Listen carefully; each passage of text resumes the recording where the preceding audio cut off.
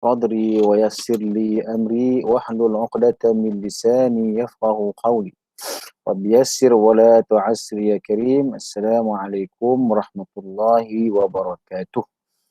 Terima kasih kepada pengusi saudara Luqman Hakim. Maka insya-Allah pada malam ini kita sambung baliklah ya kita punya kuliah ya. Maka kuliah kita ni ikutkan kita berhenti pada mana ya? Pada ta'rif mandub ke? Rasa dah habis kot. Ta'riful mubah rasa ya.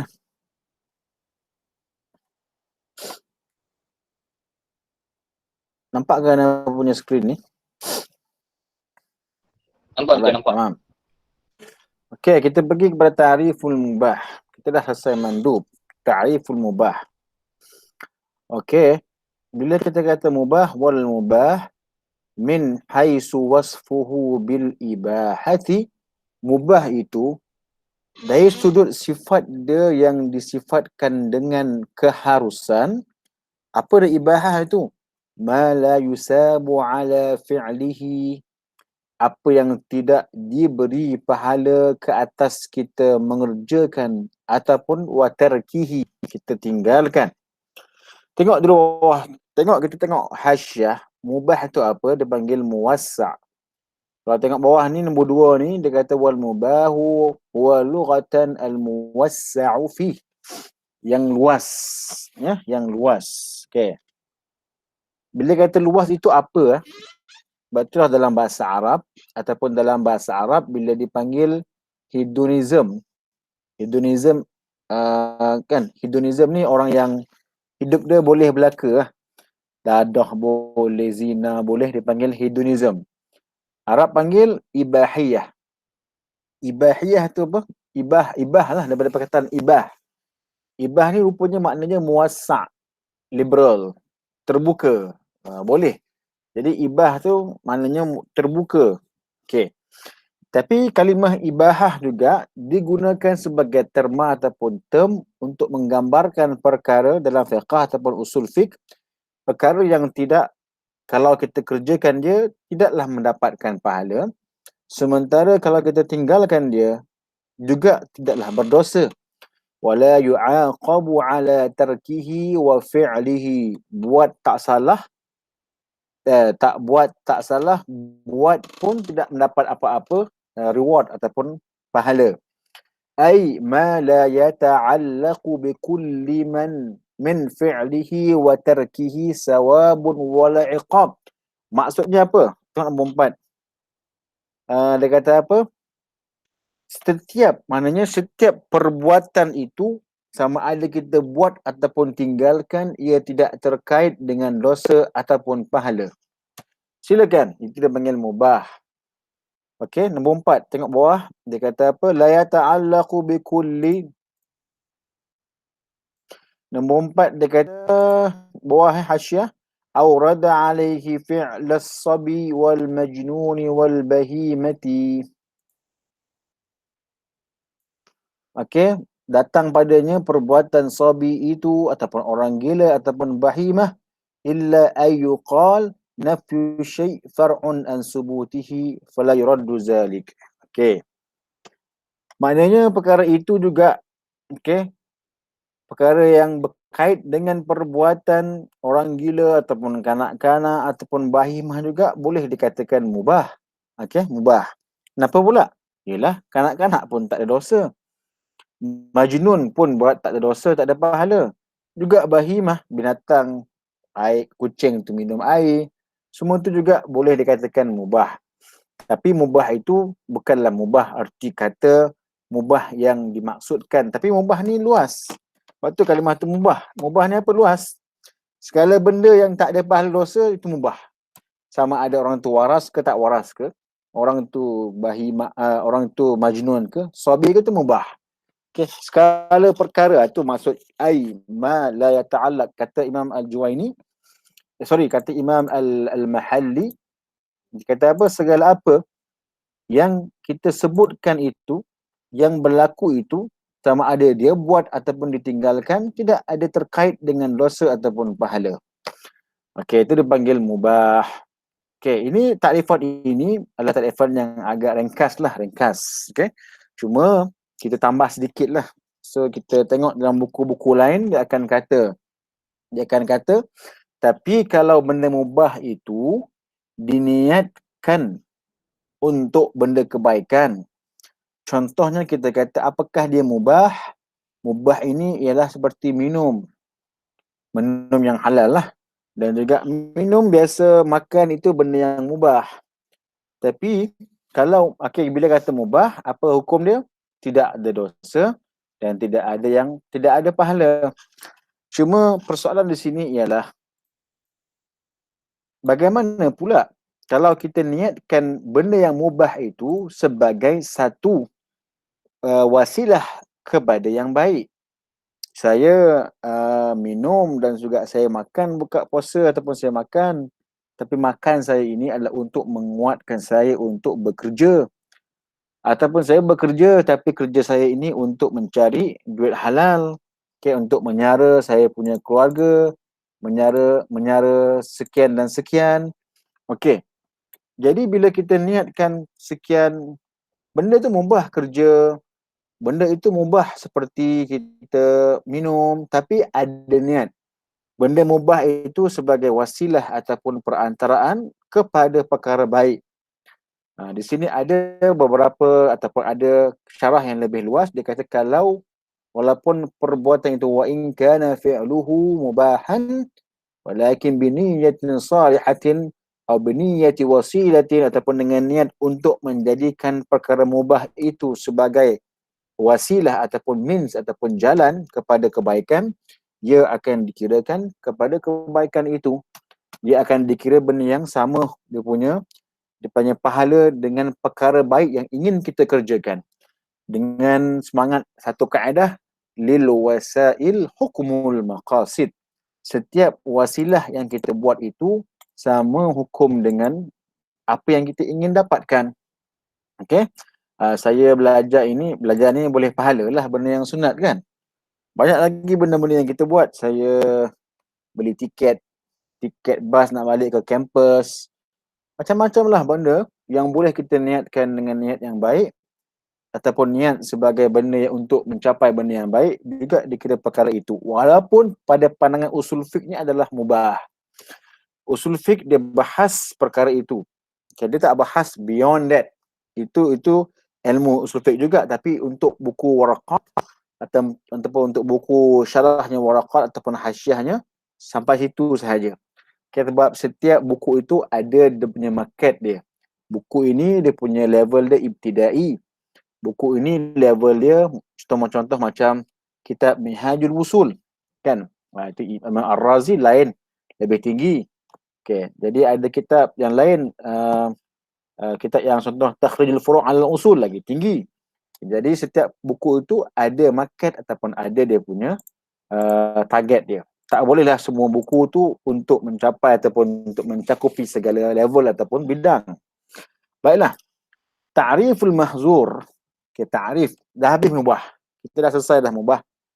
Wal mahzur, tengok anda punya skrin. Wal mahzuru min haisu wasfuhu bil hadari ail khurmata ataupun khurmatu ataupun khurmati, boleh berlaku ma yusabu ala tarkihi imtisalan wa yuaqabu ala fi'lihi. Apa dia ni? Apa yang mahzur ni? Tengok nombor 5 bawah. Ay mamnu' minhu syar'an hatma. Benda yang dilarang daripadanya pada syarak secara putus, secara had qat'an. Wa yuqalu lahu muharram wal ma'siyatu wal qabihu wal dhanbu wal mutawa'adu alaih wal majzuru anhu. Juga namanya yang diharamkan, yang maksiat, yang buruk, yang berdosa, yang dijanjikan dan dijanjikan hukuman ke atasnya, yang ditegah kepadanya, macam-macam lah dia punya nama kan. Ni term-term ni ada lah dalam, kalau kita baca fiqh kita jumpa lah. Fiqh 4 mazhab ni kita jumpa berbagai-bagai term yang ingin menggambarkan ia adalah benda yang haram. So apa dia? Mahzur ni apa? Kalau secara bahasa mahzur ni yang diharamkan. Dari segi sifat haramnya itu ataupun keharamannya itu, apa dia? Kalau kita buat, ma yusabu ala tarkihi imtisalan. Kalau dia tinggalkan benda yang haram ini, boleh pahala. Ha, itu benda yang haram tu. Kalau kita tinggalkan perkara haram ini, kita dapat pahala. Dapat pahala. Ayo. Okey, dapat pahala. Tapi adakah tinggal semata-mata boleh pahala? Saya macam kita ni lah, macam Ana lah. Memang tak ada masa nak terlibat dengan pembunuhan, zina jauh sekali ya, ataupun minum arak tak pernah, minum kopi je kita. Jadi memang bukan takkan mungkin, maknanya benda tu jauh lah. Geng pun tak ada lah, geng-geng tahap macam tu. Tak adalah geng progol ke, tak ada. Jadi nak ke arah tu jauh. Adakah bila anda tak buat, kita tak buat benda tu, adakah kita boleh pahala? Imam Al-Mahalli ditambah, dia kata tak. Kalau yang boleh pahala, dia tak kata tak, cuma dia menghuraikan. Yang Imam Juwaini kata, ma yusabu ala tarkihi, apa perkara haram yang ditinggalkan itu boleh pahala. Apa kata Imam Al-Mahalli? Dia kata apa? Imtisalan. Kalau kita imtisal. Apa dia imtisalan? Okey, ini hadzal qaid ghairu muhtaj ila fi ta'rif. Cuma kata Imam Al-Khalubi, dia kata perkataan imtisal ini tak perlu ada dalam ta'rif. Bal mudir, tapi dia pun memudaratkan pula, dia kata. Okey, li'annahu innama yuhtaju ilaihi luhuthul thawab. Cuma kalimah imtisal itu dikehendaki jikalau ingin kita dapat pahala. Wa yakfi fil khuruj an ahdati syar' wujud tark. Cukuplah, okey, sebagai wujudnya dalam lingkungan syarak ini tidak adanya perbuatan itu. Okey. Apa je? Apakah benda yang membolehkan kita pahala kalau kita meninggalkan benda maksud ini? Adanya khauf, ada takutlah aku nak bunuh orang, malu lah nak minum arak, tak boleh lah aku nak buat jenayah rogol ni, tak berani ya. Benda tu semua, okey, wa innama uhtija lahu fi huthul thawab. Ini semua diperlukan untuk mendapat pahala. Okey, jadi imtisal itu patuh. So, kenapa kalimah imtisal ini tidak ada dalam ta'rif haram ni? Kenapa tak ada? Kerana dia tak diperlukan. Cuma ia diperlukan untuk membolehkan kita mendapat pahala. Kita mendapat pahala dengan meninggalkan perkara itu. Contoh, kalau kita tak pernah terfikir tentang membunuh orang, kita tak pernah terfikir tentang membuat maksiat, disko, ambil dadah kan, tak pernah fikir. Adakah dengan semata-mata kita tinggal, kita mendapat pahala? Kata ulama usul fiqh, kata ulama tak, itu tinggal. Tapi tidak ada sebab, tak ada niat pun. Tak tahu pun, kita pun tak tahu apakah tu arak. Habis ceritalah. Saya ni tak tahulah arak tu apa. First time dengar ni. Oh, arak tu haram tu, air tu mabuk. Kita pun tak tahu. Adakah bila kita tidak minum arak, kita boleh pahala? Tidak ada pahala imtisal kat situ. Jadi untuk membolehkan dia pahala, dia kena imtisalan. Dia kena imtisal. Cuma imtisal tu tak boleh masuk ke dalam kaedah. Tidak sesuai, kata Imam Al-Khalubi. Tapi untuk membolehkan pahala, kena ada imtisal. Imtisal tu apa? Taat. Saya tak minum arak, saya tak berzina, saya tak menyertai LGBT, saya tak terlibat dalam hal-hal yang haram kerana saya takut lah. Saya malu lah. Saya segan lah weh. Saya tak berani. Saya terasa malu lah, nanti mak ayah marah. Macam-macam lah kita punya alasan kan. Dan juga yang paling penting, ia didasari oleh saya takut dengan Allah lah. Allah marah, weh, haram tu. Jadi benda tu melayakkan kita untuk mendapat pahala. Melayakkan kita untuk mendapat pahala dengan meninggalkan perkara itu. Adapun mereka yang tak pernah kenal apakah zina, daripada kecil duduk dengan lelaki, dia tak pernah kenal perempuan pun. Tak pernah kenal arak, mana terjaga dia punya bi'ah dia. Orang sebegini memang tak buat benda yang haram, tapi adakah dia ni akan diberi pahala kerana meninggalkan maksiat? Dia pun tak kenal maksiat tu apa. Dia pun tak kenal apakah itu arak, tak kenal zina, tak kenal sekian. maka tidak adalah dia punya imtithal di situ. Dia pun tak kenal. Tanya dia, apa zina? Wallahu a'lam. Arak apa arak? Wallahu a'lam. Semua tak tahu belaka. Apakah curi? Pun tak tahu juga. Oh, baik sungguh tak kenal semua benda ni. Tapi orang ini tidaklah ada padanya imtisal. Okay, tak adalah padanya khauf, takutlah nak buat dosa, tidak ada. Okay, tapi bagaimanapun tetap dia meninggalkan maksiat. Itu meninggalkan maksiat itu. Cuma untuk mendapatkan dia pahala, kata Imam Al-Mahalli, perlu padanya ada sifat imtisal. Dia tak perlu niat pun, saya tinggal ni kerana Allah Ta'ala, tak perlulah. Cuma perlu ada sifat takut, okay? Sifat tinggalkan tu kerana Allah Ta'ala, tak berani dan sebagainya. Wa yakfi, kata Imam Al-Mahalli, fi sidqil iqabi wa yu'aqab ala fi'li. Tapi kalau kita buat benda haram ni, khalas, kita akan dapat iqab, dapat dosa lah. Walaupun mungkin akan diampunkan. Wa yakfi fi sidqil iqab wujudu li wahidin minal usati ma'al afwi an ghairih. Cukup sahajalah. Okey? Benda itu dikira satu iqab, satu dosa dan satu kesalahan. Walaupun ia hanya iqab tu, hukuman itu hanya kena pada seorang sahaja. Sedangkan yang lain tu diampunkan. Orang tanya, okey, apakah ada benda yang haram? Benda yang haram itu ialah segala apa yang kalau kita buat, diberikan iqab, yang tinggalkan, intisalan, diberikan pahala. So orang tanya lagi, apa dia benda tu? Apa dia benda tu? Ya, yang haram lah. Yang diharamkan. Cukuplah perkara itu diharamkan apabila seorang tu buat dan dia dapat dosa, walaupun ada yang lain buat tapi diampunkan. Macam juga yang kita bincang minggu lepas. Kalaulah itu satu kesalahan, tapi semua yang buat diampunkan, adakah itu dikira kesalahan ataupun tidak? Ya, tetap dikira kesalahan. Walaupun yang dihukum tu seorang je. Contoh kita kata apakah kesalahan? Kesalahan itu ialah membunuh, contoh. Itu sedia maklumlah. Ini sebagai contoh sahaja. Membunuh ni satu kesalahan syarak. Allah beri dosa. Allah janjikan dia satu hukuman yang berat di hari kiamat nanti kalau tak bertaubat. Ternyata pada hari kiamat nanti, ini satu andaian, iftiradi. Bukan sebenarnya iftiradi je. Ternyata pada hari kiamat nanti Allah ampunkan kesemuanya. Allah ampunkan ke semua, Allah ampunkan ke semua apa? Ke semua yang membunuh.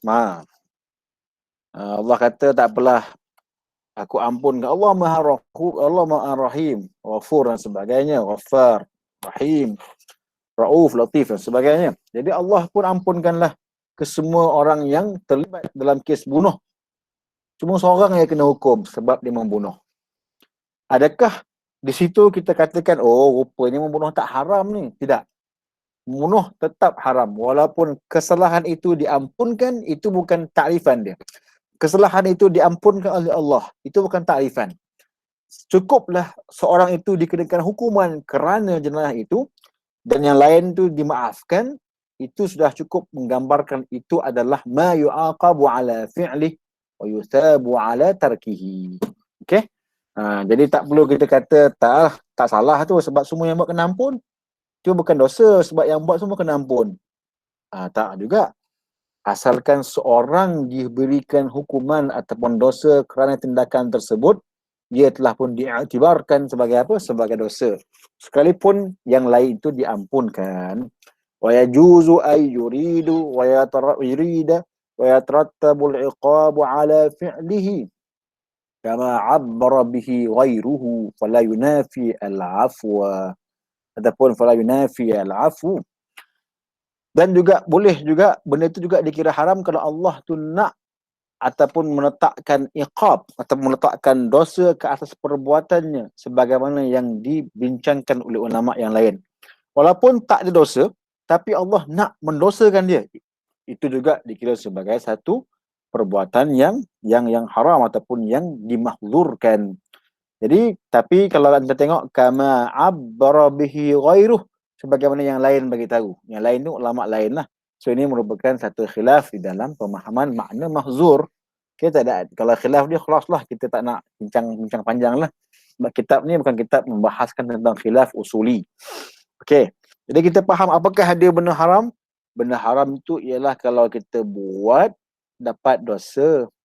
Kalau kita tinggalkan dengan niat takut, niat imtisal, Allah berikan pahala. So jadi kita boleh buat, kita ni hari ni bila kita kenal banyak maksiat, bukan kita buat bila kita kenal banyak maksiat, kita boleh niat, saya tak nak buat ni, saya tak nak buat tu kerana Allah.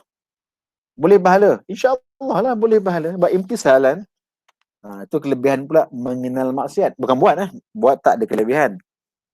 Kita mengenal banyak jenis maksiat. Tipu dalam internet, scam, semua dosa. Tapi kita kata saya tak nak buat semua tu. Saya tak terlibat pun. Kerana itu adalah dosa. Takutlah kan Allah marah kan. Tu benda tu akan mendapatkan ataupun memperolehkan kita kebaikan dan pahala. Free tanpa sebarang usaha, niat sahaja. Innamal a'malu binniyat. Terus lagi, sikit lagi. Ta'riful makruh. Apakah dia ta'rif makruh? Wal makruh nombor 3. Wa yuqalu lahu karih. Wa huwa lughatan ma tamilu anhu nafs. Kalau tamilu fihi, macam kalimah raghiba. Rinba. Raghiba. Yarghabu fi. Saya suka. Tapi kalau dia suka. Tapi kalau yarghabu an, tak suka. Dia kalimah fi dengan an je beza dia. Dia punya fi'al sama. Tamilu fihi, cenderung padanya. Tamilu an, tak suka, tak cenderung. Itu dia. Itu kalimah dalam bahasa Arab lah. So apakah ada makruh ni? Apa yang diri manusia tu ataupun manusia tu tak suka benda tu. Makruh, nama makruh yang dibenci lah. Yang tak disukai. Okay? Yang tidak disukai.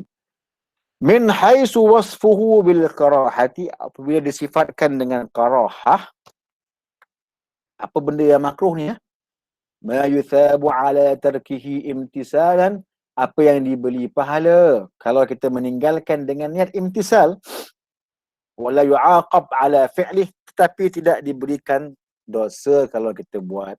Okey, sama jugalah dengan benda yang haram ni. Benda yang makruh ni apa yang makruh contoh makan bawang itu paling simple lah, makan petai kan. Makan petai, bawang tak makruh tak makruh kalau kita tabi'. Tapi kalau kita makan tu jadi semata-mata mujarrad, memang kita makan benda yang berbau lah. Tapi kalau kita tabi'kan dia, udang masak petai, sambal, sedap. Tak ada makruh. Sebab dah masak tak bau dah. Okey, juga dengan bawang lah.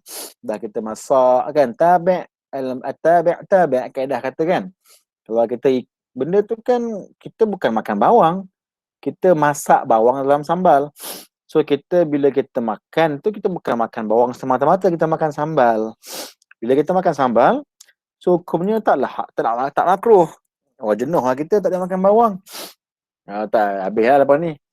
Kira bye-bye lah, goodbye lah. Nasi lemak semua tak boleh. Tak.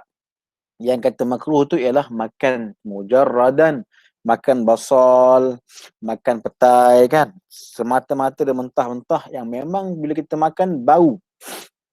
Nak tahu macam mana bau dia, cuba makan yang masa kita makan sate kan, dia kasih timun dengan dia kasih bawang kan. Itu memang mentah-mentah kan, kita boleh rasa bau dia kan. Okay, itu adalah makruh makan tu semata-mata. Tapi kalau makan dengan lauk, dah dimasakkan, khalas. Dah hilang dah dia punya illah, tidak ada lagi dah makruhnya. Okeylah, tak apalah. Itu perbahasan makruh. Tapi kalau kita tak buat makruh, kalau kita ambil pendapat yang mengatakan rokok tu makruh, saya tak rokok sebab makruh lah, makruh. Kenapa makruh lah, tak nak buat lah, makruh. Mengganggu orang, bau dan sebagainya. Maka kita boleh pahala. Sementara pula kalau kita buat, saya cakap apa pun, saya memang gilakan makan petai contohnya. Memang saya gila petai lah. Keluar fatwa haram pun saya akan makan juga, contoh. Okay? Ada insan macam tu, dia memang keras kepala. Katalah haram pun, haram mu'abbad pun dia akan makan juga. Sebab apa? Memang dia suka benda tu, petai tu. Seorang ni memanglah hukumnya makruh. Dia makan juga. Apa hukum dia? tetap dipanggil sebagai tidak ada sebarang dosa yang dijanjikan, bahkan tak dosa pun kepada dia. Itu adalah makruh. Okey. Kalau dalam sembahyang banyaklah makruh. Sembahyang tak baca surah itu makruh. Makruh dan sebagainya. Okey, kemudian kita akan lihat ta'rif berkaitan tentang okey, anda tengok bawah ni sikit.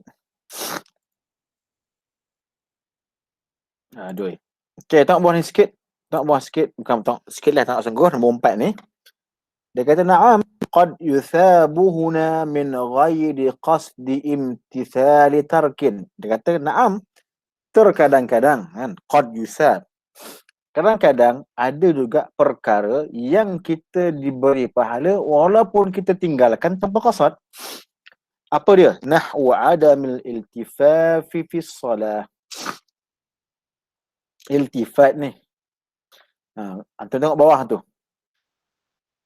Iltifat. Bukan iltifaf. Iltifaf ni laffa. Laffa ni macam membalut. Bukan iltifat.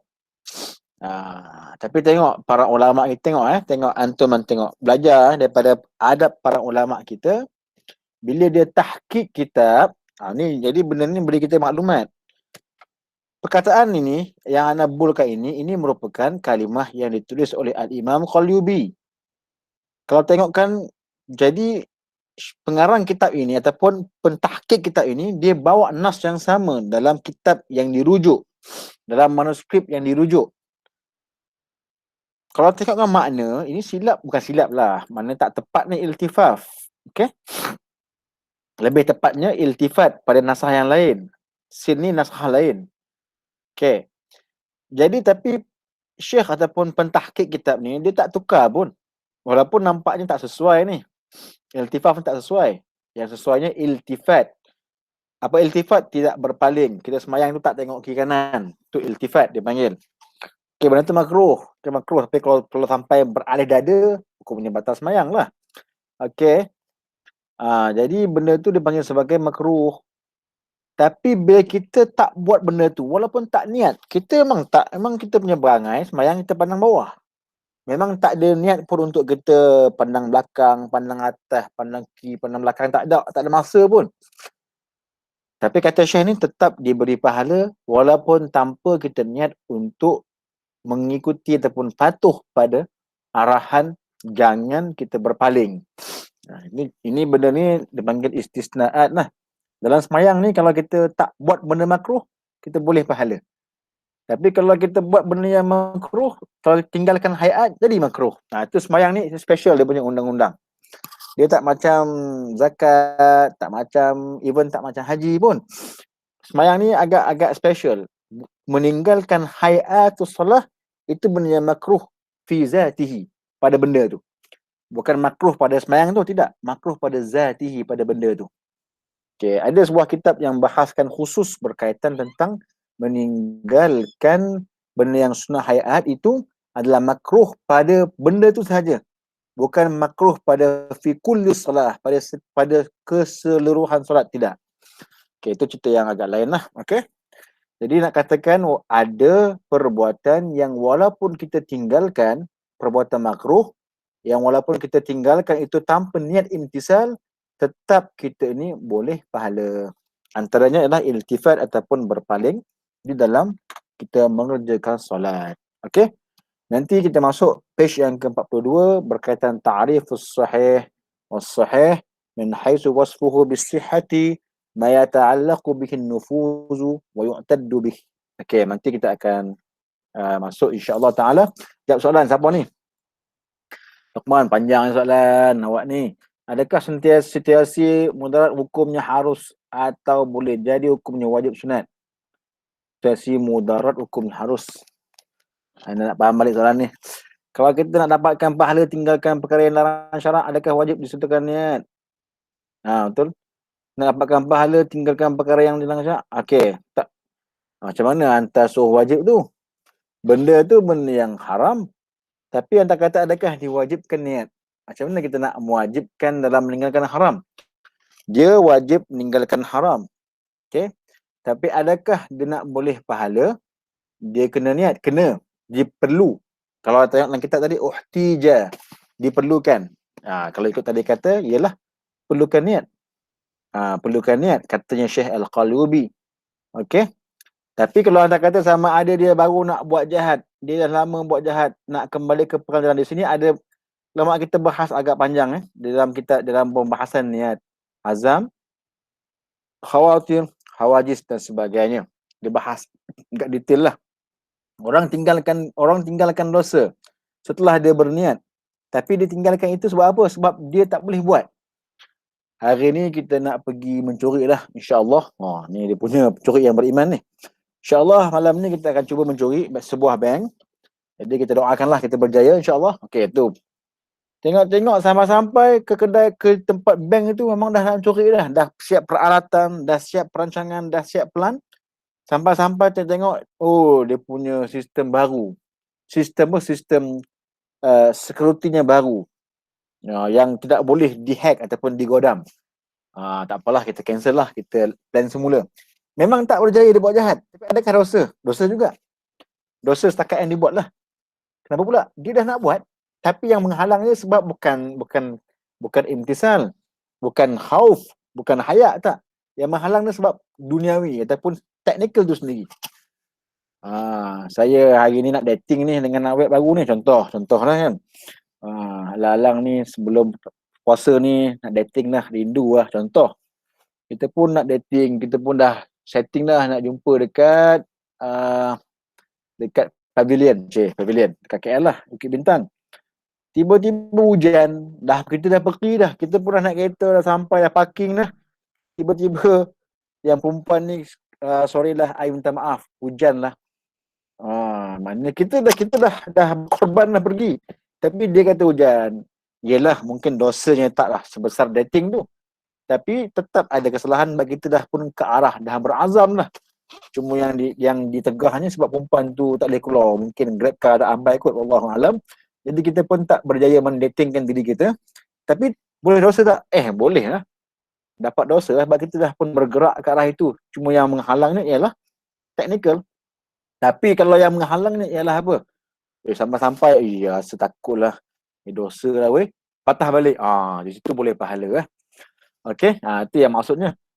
Dia sempat buat jahat. Sempat tu lagu mana? Dah nak buat dah, memang nak buat dah. Tapi fikir-fikir, Allah tak berani weh, patah balik. Tapi kalau memang dah nak buat, memang dah buat, tapi dihalang oleh teknikal. Hujan turun pula, nak mencuri, Allah, sistem baru, pakai anjing 3 ekor contoh lagi tak boleh. Jadi benda tu semua tetap melayakkan dia dapat dosa, tapi taklah sebesar dosa yang dibuat mencuri, berkhalwat dan sebagainya. Okey. Jadi kalau orang yang dah lama buat jahat, sama ada dia baru nak buat jahat, dah lama nak buat jahat, ini antara cerita ni dah masuk sikit ilmu-ilmu tasawuf ni kan. Jadi tak apalah, yang dah buat jahat ke sama juga dosanya. Dosa tu kan kata jadat. Dalam ilmu akidah kan kata dosa tu kalau kita buat dapat dosa. Kalau kita taubat, padam balik. Esok buat balik, dosa. Taubat, padam balik. Itu kaedah dia. Okay? Itu kaedah bab akidah. Itu bab sam'iyat. Cuma dalam bab usul fiqh ni nak katakan dosa tu apa? Kalau yang kita buat dapat dosa, yang kita tinggalkan imtisalan boleh pahala. Yang anak rasa anti tanya dia ada berkait dengan fiqh sedikit dan juga dengan akidah sedikit lah. Itu sekadar pencerahan yang agak pantas. Mudah-mudahan boleh menjawab lah. Nanti tak apa, nanti lain nama. Okey, insyaAllah. Itu saja untuk malam ini. Wallahu subhanahu wa ta'ala alam. Nanti sambung balik tentang sahih, ta'rifus sahih insyaAllah. Wallahu a'lam. Wassalamualaikum warahmatullahi wabarakatuh. Wal 'afwu minkum.